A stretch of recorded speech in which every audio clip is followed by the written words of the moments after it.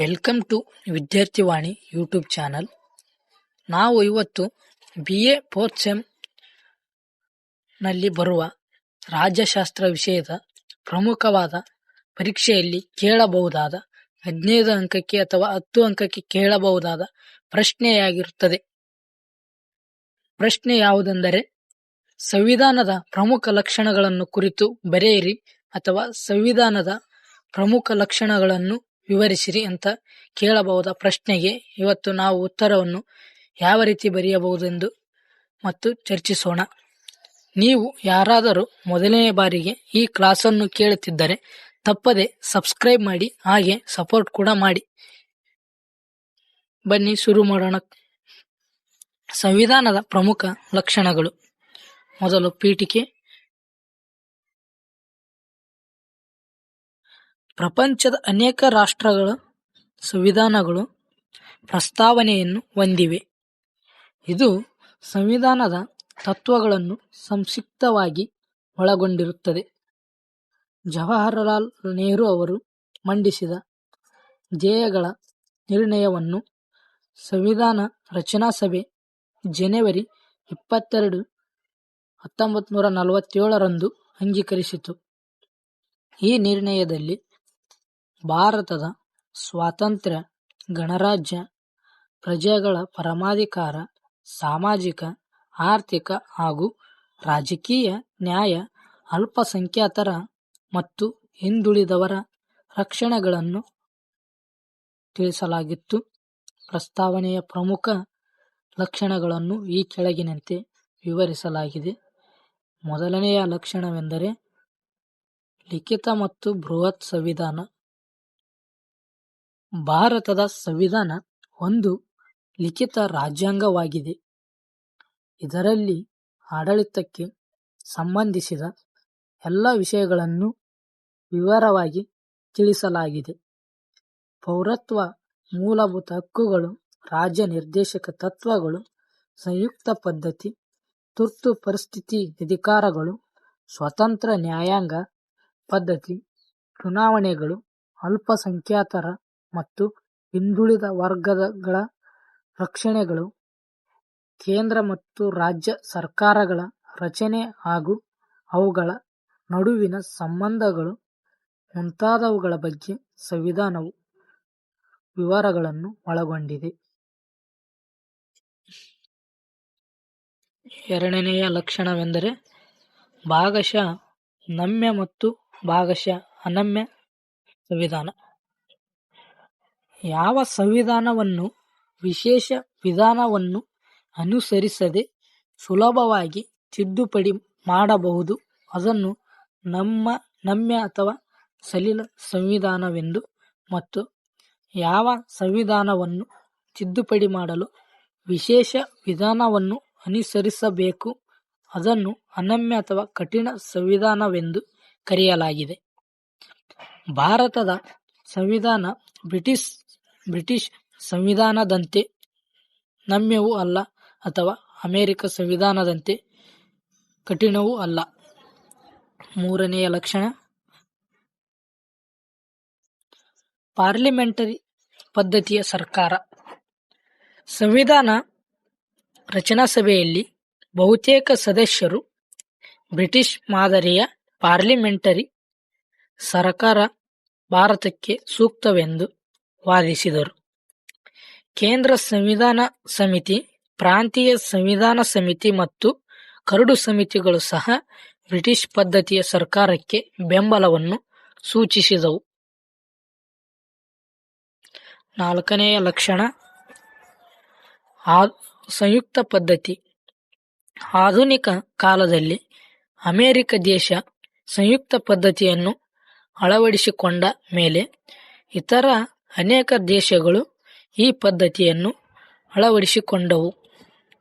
ಬ್ರಿಟಿಷರ ಆಳ್ವಿಕೆ ಕಾಲದಲ್ಲಿ ಏಕಾತ್ಮಕ ಸರ್ಕಾರ ಪದ್ಧತಿ ಯಶಸ್ವಿಯಾಗಿ ಕೆಲಸ ಮಾಡಲಿಲ್ಲ.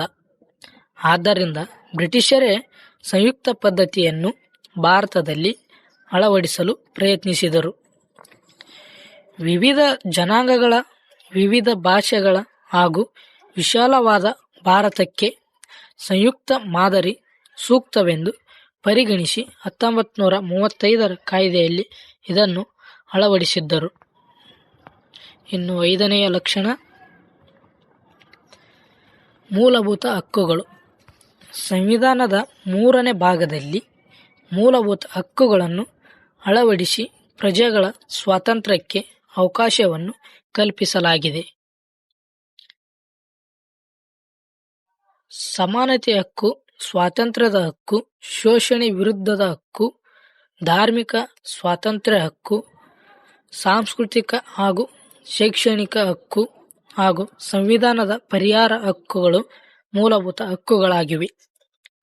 ಮೊದಲು ಮೂಲಭೂತ ಹಕ್ಕಾಗಿದ್ದ ಆಸ್ತಿ ಹಕ್ಕನ್ನು 44ನೇ ಸಂವಿಧಾನದ ತಿದ್ದುಪಡಿ ಮೂಲಕ ಜನತಾ ಸರ್ಕಾರ 3ನೇ ಭಾಗದಿಂದ ತೆಗೆದು ಹಾಕಿತು. ಪರಿಣಾಮವಾಗಿ ಇಂದು 6 ಮೂಲಭೂತ ಹಕ್ಕುಗಳಿವೆ. 6ನೆಯ ಲಕ್ಷಣ ರಾಜ್ಯ ನಿರ್ದೇಶಕ ತತ್ವಗಳು. ಸಂವಿಧಾನ 4ನೇ ಭಾಗದಲ್ಲಿ ರಾಜ್ಯ ನಿರ್ದೇಶಕ ತತ್ವಗಳನ್ನು ಅಳವಡಿಸಲಾಗಿದ್ದು, ಅವುಗಳು ಸಾಮಾಜಿಕ ಮತ್ತು ರಾಜಕೀಯ ಅಥವಾ ಆರ್ಥಿಕ ಪ್ರಜಾಪ್ರಭುತ್ವವನ್ನು ಸ್ಥಾಪಿಸಲು ಬುನಾದಿಯಾಗಿವೆ. ಇವುಗಳ ಕಾರ್ಯಾಚರಣೆ ಬಗ್ಗೆ ನ್ಯಾಯಾಲಯದಲ್ಲಿ ಪ್ರಶ್ನಿಸಲು ಸಾಧ್ಯವಿಲ್ಲದಿದ್ದರೂ ದೇಶದ ಆಡಳಿತದಲ್ಲಿ ಇವುಗಳನ್ನು ಮೂಲಭೂತ ತತ್ವಗಳೆಂದೇ ಪರಿಗಣಿಸಲಾಗಿದೆ. ಇನ್ನು 7ನೆಯ ಲಕ್ಷಣ ಸ್ವತಂತ್ರ ಮತ್ತು ಏಕೀಕೃತ ನ್ಯಾಯಾಂಗ ವ್ಯವಸ್ಥೆ. ಭಾರತದ ಸಂವಿಧಾನ ಸ್ವತಂತ್ರ ಮತ್ತು ಏಕೀಕೃತ ನ್ಯಾಯಾಂಗ ವ್ಯವಸ್ಥೆಗೆ ಅವಕಾಶ ಕಲ್ಪಿಸಿದೆ. ಪ್ರಜೆಗಳ ಹಕ್ಕುಗಳನ್ನು ರಕ್ಷಿಸಲು ಮತ್ತು ನಿರ್ಭಯದಿಂದ ಕೆಲಸ ಮಾಡಲು ನ್ಯಾಯಾಲಯಗಳು ಸ್ವಾತಂತ್ರ್ಯವನ್ನು ಪಡೆದಿದೆ. ಸುಪ್ರೀಂ ಕೋರ್ಟ್ ಮತ್ತು ಹೈಕೋರ್ಟ್ಗಳ ನ್ಯಾಯಾಧೀಶರುಗಳನ್ನು ಸುಲಭವಾಗಿ ಪದಚ್ಯುತಿಗೊಳಿಸಲು ಸಾಧ್ಯವಿಲ್ಲ.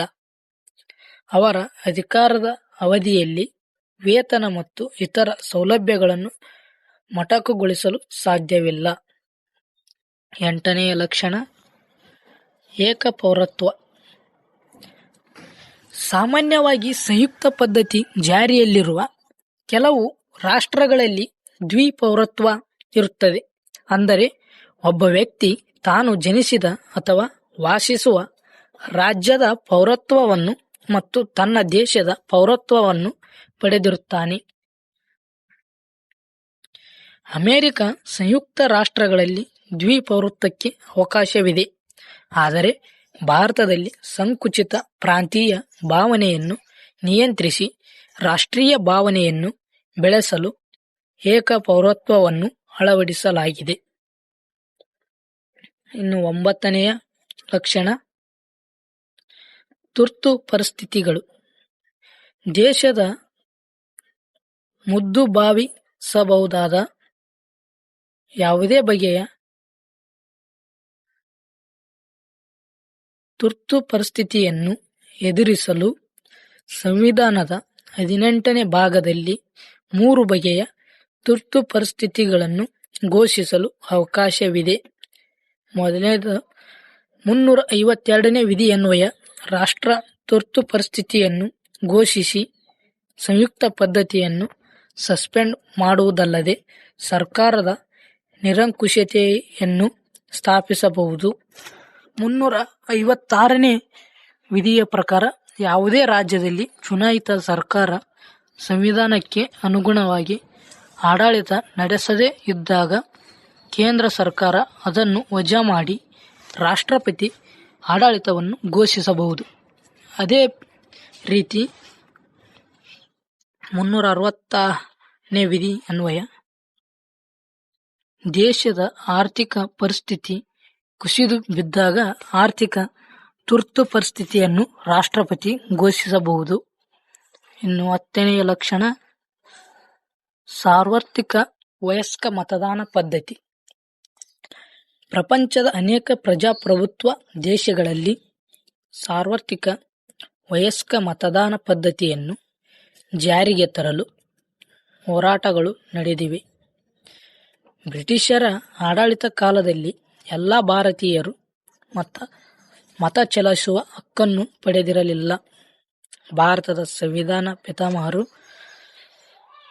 ಸಾರ್ವತ್ರಿಕ ವಯಸ್ಕ ಮತದಾನ ಪದ್ಧತಿಯನ್ನು ಬೆಂಬಲಿಸಿ ಪ್ರಜಾಪ್ರಭುತ್ವದ ಯಶಸ್ವಿ ಕಾರ್ಯಾಚರಣೆಗೆ ಅದನ್ನು ಅಳವಡಿಸಿದರು. ಸಂವಿಧಾನದ 15ನೇ ಭಾಗದಲ್ಲಿರುವ 326ನೇ ವಿಧಿಯಲ್ಲಿ ವಯಸ್ಕ ಮತದಾನ ಪದ್ಧತಿಯನ್ನು ಅಳವಡಿಸಿ ಲೋಕಸಭೆಗೆ ಮತ್ತು ರಾಜ್ಯಸಭೆಗಳ ಮತ್ತು ವಿಧಾನಸಭೆಗಳಿಗೆ ನಡೆಯುವ ಚುನಾವಣೆಯಲ್ಲಿ 18 ವರ್ಷ ತುಂಬಿದ ಎಲ್ಲರೂ ಮತದಾರರಾಗಲು ಅವಕಾಶವಿದೆ. ಇನ್ನು 11ನೆಯ ಲಕ್ಷಣ ಅಖಿಲ ಭಾರತ ಸೇವೆಗಳು. ಭಾರತದ ಫೆಡರಲ್ ಪದ್ಧತಿಯಲ್ಲಿ ಕೇಂದ್ರ ಮತ್ತು ರಾಜ್ಯಗಳಿಗೆ ಪ್ರತ್ಯೇಕ ಆಡಳಿತ ಸೇವೆಗಳಿದ್ದರೂ ಸಂವಿಧಾನದ 312ನೇ ವಿಧಿ ಅನ್ವಯ ಅಖಿಲ ಭಾರತ ಸೇವೆಗಳಿಗೆ ಅವಕಾಶ ಮಾಡಲಾಗಿದೆ. ಈ ವಿಧಿ ಅನ್ವಯ ರಾಜ್ಯಸಭೆಯ ಶಿಫಾರಸ್ಸಿನ ಆಧಾರದ ಮೇಲೆ ಸಂಸತ್ತು ಅಖಿಲ ಭಾರತ ಸೇವೆಗಳನ್ನು ರಚಿಸಲು ಅಧಿಕಾರ ಪಡೆದಿದೆ. ಈ ಆಡಳಿತ ಸೇವೆಗಳು ಕೇಂದ್ರ ಮತ್ತು ರಾಜ್ಯ ಸರ್ಕಾರಗಳಿಗೆ ಸಾಮಾನ್ಯ ಸೇವೆಗಳಾಗಿವೆ. IAS, IPS, IFS ಅಖಿಲ ಭಾರತ ಸೇವೆಗಳಾಗಿವೆ. ಇನ್ನು ಕೊನೆಯ ಲಕ್ಷಣ ಜಮ್ಮು ಮತ್ತು ಕಾಶ್ಮೀರ ರಾಜ್ಯಕ್ಕೆ ವಿಶೇಷ ಸ್ಥಾನಮಾನ. ಭಾರತ ಸ್ವಾತಂತ್ರ್ಯ ರಾಷ್ಟ್ರವಾದ ಮೇಲೆ ಪಾಕಿಸ್ತಾನದ ಬೆಂಬಲದಿಂದ ಆಜಾದ್ ಕಾಶ್ಮೀರ ಸೈನಿಕರು ಅಕ್ಟೋಬರ್ 26, 1947 ರಿಂದ ಜಮ್ಮು ಮತ್ತು ಕಾಶ್ಮೀರ ಮೇಲೆ ದಾಳಿ ಮಾಡಿದರು. ಇದನ್ನು ಎದುರಿಸಲಾಗದೆ ಮಹಾರಾಜನಾಗಿದ್ದ ಹರಿ ಸಿಂಗ್ ಭಾರತದ ಸರ್ಕಾರದ ಸಹಾಯವನ್ನು ಕೋರಿದರು.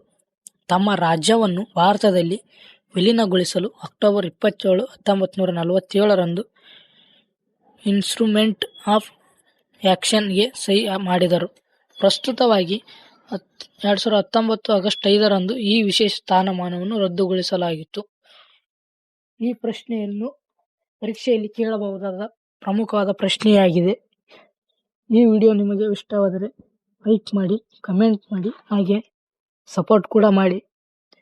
ನಾವು ಮುಂದಿನ ಕ್ಲಾಸಿನಲ್ಲಿ ರಾಷ್ಟ್ರಪತಿಯವರ ಅಧಿಕಾರ ಮತ್ತು ಕಾರ್ಯಗಳ ಬಗ್ಗೆ ತಿಳಿದುಕೊಳ್ಳೋಣ.